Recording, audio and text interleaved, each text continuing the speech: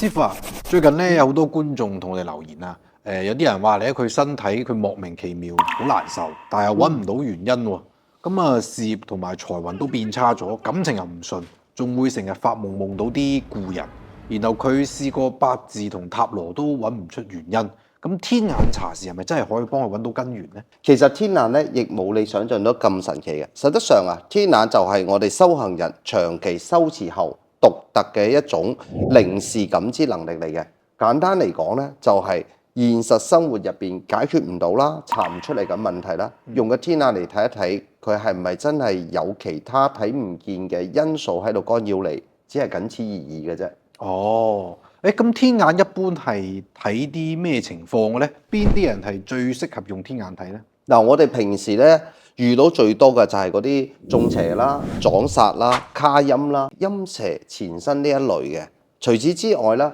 運勢嘅長期低迷啦，事業處處受阻啦，做乜嘢都唔順，財嚟財去留唔住，感情咧又反覆咁樣失敗啦，爛桃花不斷啦，家庭不安，經常噩夢，莫名恐慌，呢啲都係可以睇到嘅。咁師傅啊，你可唔可以同我哋舉一個你真實嘅例子咧？咁樣大家更加容易理解。嗱，咁樣啦，咁之前咧有個客戶嘅，佢半個幾月前啊，莫名其妙咁心口咧就好唔舒服啦，胸悶啦，頭暈啦，成身都喺度發軟咁樣啦，白天佢又冇精神喎，晚黑佢又瞓唔到，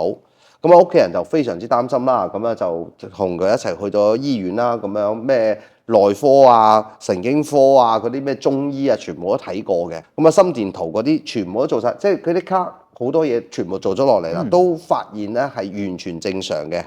咁啊，成個人咧就好似暈暈頓頓咁，藥又食咗一大堆啦，咁樣好似冇咩好轉，而人咧又會變得好虛弱無力咁樣感覺。咁啊，生活咧其實佢都受到好大嘅影響啦。後尾佢就經人介紹啦，咁啊就揾到我，咁啊我就揾天眼跟住去睇一睇佢到底係出現咗咩問題。點知發現咧，其實佢去過一個比較偏僻嘅一啲老嘅地方啊。佢無意間咧就沾惹咗一啲咁嘅陰邪之氣，咁啊導致成個氣場啊被干擾啦，咁啊心神又不寧啦，兼且啊呢樣嘢嘅話咧，佢心理上面都出現咗問題嘅，咁啊所以我哋俗稱咧呢啲係典型嘅靈界干擾嚟嘅。哦，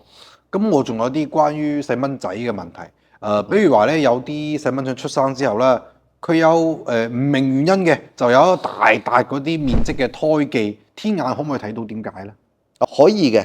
咁啊實質上咧呢啲咁嘅情況我都遇到唔少，咁啊講一個就比較特別啲噶啦，咁樣就有一個家長啦，咁樣佢嚟揾我哋，咁樣個細路仔出世之後啊，喺面部啊帶有一塊個胎記，佢係一個好似陰陽面咁樣嘅情況嚟嘅，咁啊跑咗好多個醫院檢查啦，咁其實佢都揾唔出個原因。亦冇任何嘅一個解決嘅辦法，咁啊當然啦，屋企人咧就比較着急啦，咁啊比較擔心啦。咁啊當時嗰刻又係揾到我哋咧就用天眼一查，發現咧係細路仔喺即係母親懷孕嘅期間啊，佢無意間咧就把隻鑊啊直接放咗落個地下度，咁啊觸犯咗我哋所俗稱嘅六甲神啦，咁啊先會導致咗細路仔跟住出世後咧就有呢啲咁嘅後天嘅問題。呢個咧就係用肉眼同埋儀器都揾唔到嘅、察覺唔到嘅一個原因咯。哦，原來有啲咁嘅講究。咁除咗身體上嘅問題，事業財運方面嘅困擾，比如話有啲人啦，佢能力或者讀書明明係好強嘅，但係佢一直都揾唔到錢。咁天眼可唔可以查到根源呢？咁當然係可以㗎啦，呢個係最常見嘅問題嚟嘅。又舉個例子啦，咁樣之前有一個案例嘅，咁啊客戶咧，咁可以講話佢個學歷啊非常之高，工作能力又係特別出眾嘅。唔管佢上班定係自己做事情啦，都特別用心、特別努力，但就係財運不佳嘅。唔管佢點即係折騰啊，都揾唔到錢啦。最後咧仲好容易莫名其妙咁樣去漏財破財㗎。咁我哋天眼查咗之後咧。佢其實嘅根源係喺佢上世經商嘅時候咧，欠低咗好多嘅債務，未曾償還。呢個係一個因果業力嘅一個影響嚟嘅，導致咗今生嘅一啲財運一直受阻。單純咧就靠個人嘅努力都冇辦法去改變嘅一個隱性嘅因素嚟嘅。哦，咁師傅啊，聽你前面講個例子啦，咁你查到咗呢個原因之後咧，下一步咧要做咩咧？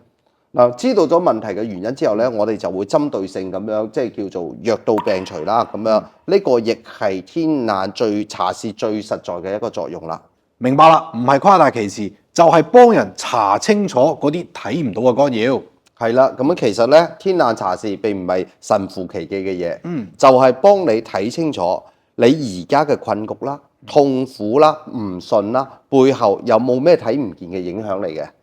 感謝師傅咁簡單直白嘅講解啊，等大家真正明白天眼查試嘅意義。大家如果有任何相關嘅疑惑或者想揾到師傅咧，都可以去 WhatsApp 度私信我哋，化炳師傅咧會為你一一解答。